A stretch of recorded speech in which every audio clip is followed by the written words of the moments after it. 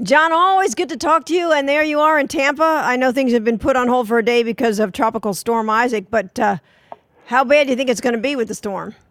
Well, I think the storm is pretty much going to bypass us. We're not expecting the kind of impact that was once predicted. Unfortunately, it looks like it's headed right straight toward New Orleans.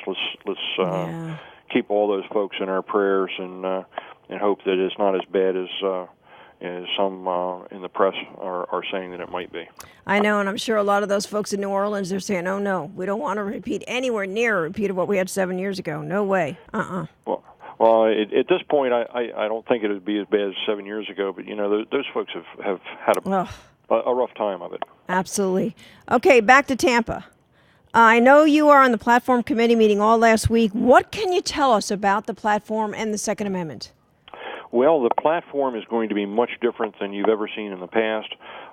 There's an entirely new section in the platform that has never been there before. It's called Restoring Constitutional Government.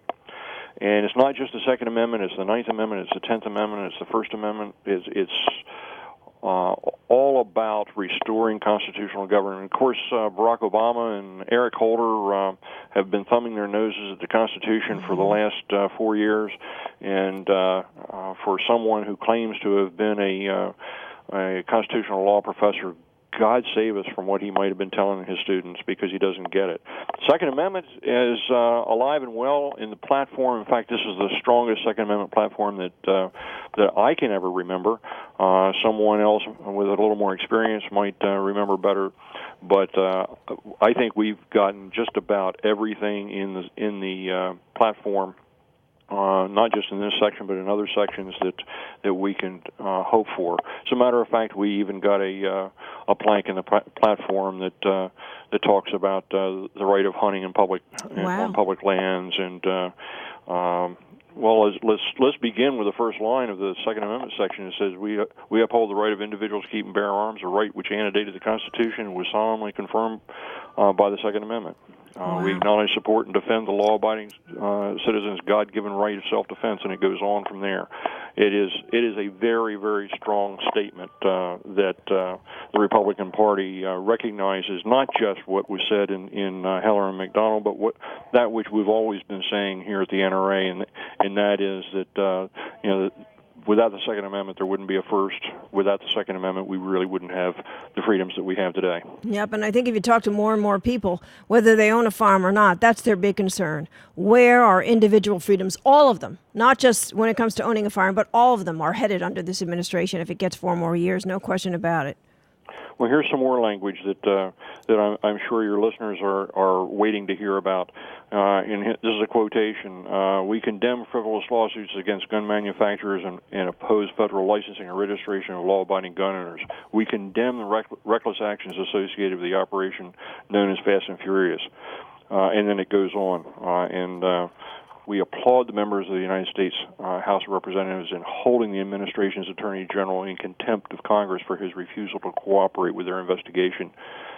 We oppose the improper collection of firearm sales information in the 4 southern border states, which was imposed without congressional authority. And it goes on. I mean, these are strong statements coming from the Republican Party. And we're not talking about just a broad statement, as you were saying. We're talking about specifics. Yes, yes.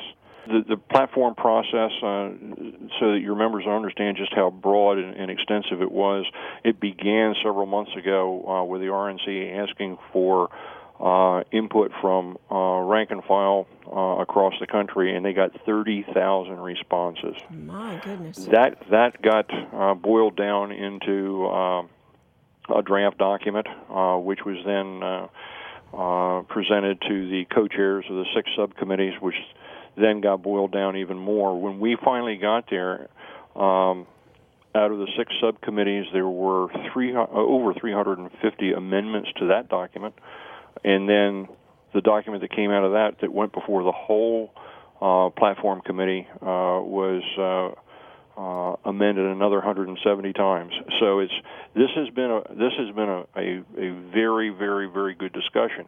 But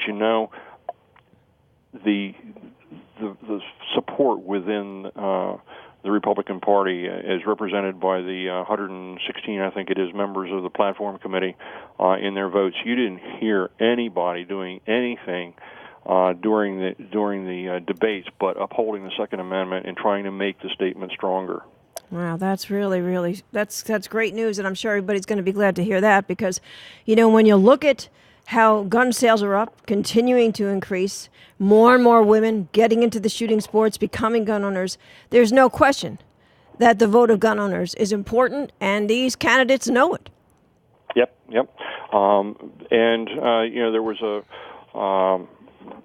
There was another section later in the section dealing what we call the American century. It's really about defense and who we are as a country and making our country safe. There was a section in there dealing with the right of our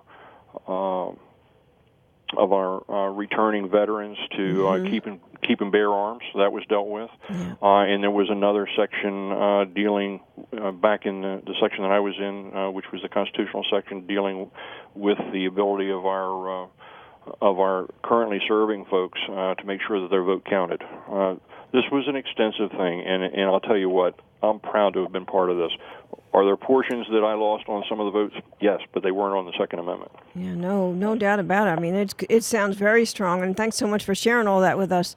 When you see, though, what happens on Thursday night when Mitt Romney speaks, what do you see as his biggest challenge? What he really needs to do? Well, I think Governor Romney can and will explain to the American people his dream for the American future, which is different than the Obama nightmare that we've been living through. I think that it's his opportunity to connect with the American people, and I have every confidence that he's going to do that.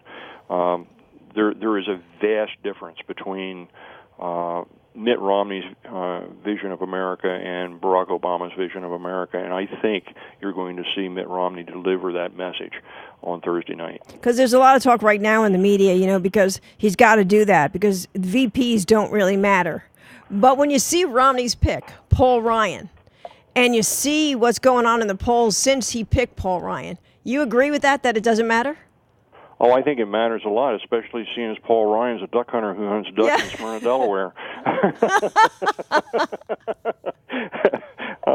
And anybody who's willing to stand up on the stump and make it part of his speech that he's a proud Roman Catholic deer hunter, man after my own heart, and I think that resonates as well. I know that there were some. And probably still are some Second Amendment folks out there who are just a little concerned that Romney may not be as strong on the Second Amendment as they would like. I think that he is, and I think his choice of Paul Ryan, Congressman Ryan, is very, very loud testimony that he understands it, he gets it, he understands that the Second Amendment is in fact the First Amendment when it comes to protecting the rights of the American people and our form of government. Yeah, I thought that was great when he pointed it out and he said, I'm happy. Obama may not be, but I'm happy to cling to my guns and religion. He made that pretty darn clear. Yeah, he did. How does this stack up as far as importance, as far as what's at stake come November? I think that the Republican Party is from what I'm seeing and what I've seen since I've been here in Tampa, but also from what I've seen since I've been on the RNC as a state chairman of Delaware, the Republican Party of today is not your grandfather's Republican Party. The Republican Party today is a much different party than I think America has ever seen before. It's a party dedicated to the rule of law, party dedicated to the constitutional rights of law-abiding citizens. It's a party dedicated to doing the right thing and restoring America to being first place in the world. And we can argue, we're still in first place. We'll tell that to the Chinese. Mm-hmm. No kidding. We have a lot of work to do. This president has done so much damage to this country, not just in the area of Second Amendment, not just in the area of constitutional rights, but all across the board, economically, politically within the community of nations. This man and his administration have been a disaster for the United States, and we cannot afford 4 more years of Barack Obama. We cannot afford not to win this election. And you know what, the folks here, you're going to see the mainstream media try to paint what you're going to see on the floor is some kind of divisive process. This party is not divided. This party is united behind the concept that Barack Obama has destroyed the American dream, turned it into an American nightmare, and it's time to return to the American dream, and that Paul Ryan and Mitt Romney are the people to do that. Yep, and all you have to do, another issue, all you have to do is look at what's going on this week at the UN. More meetings about taking our guns and controlling our Second Amendment and eroding it, and that's something, President Obama, he said he wants to sign that treaty. He didn't get to this time around, but if he's back there, he's going to be right there supporting it again. And that's another plank in this in this platform is in ending this kowtowing to the United Nations and giving up American sovereignty. That's all got to end. And Mitt Romney and Paul Ryan made it very clear in the platform that you're going to see the RNC ratify tomorrow. This platform is going to make it very, very clear that American sovereignty is not for sale. American sovereignty will not be diluted. American sovereignty is not up for negotiation. We are a sovereign nation. We are a leader. We will be the world's leader. We must be the world's leader. We must be strong, and we must be dedicated to the concepts of defending our republic. All righty. Well, John, thanks so much for giving us such a great preview of what's in that platform. So important as we move ahead. And we'll try to check in with you towards the end of the week. But thank you so much. Well, Jenny, it's always a pleasure. And remember, not only is NRA all in, but the RNC's all in, too.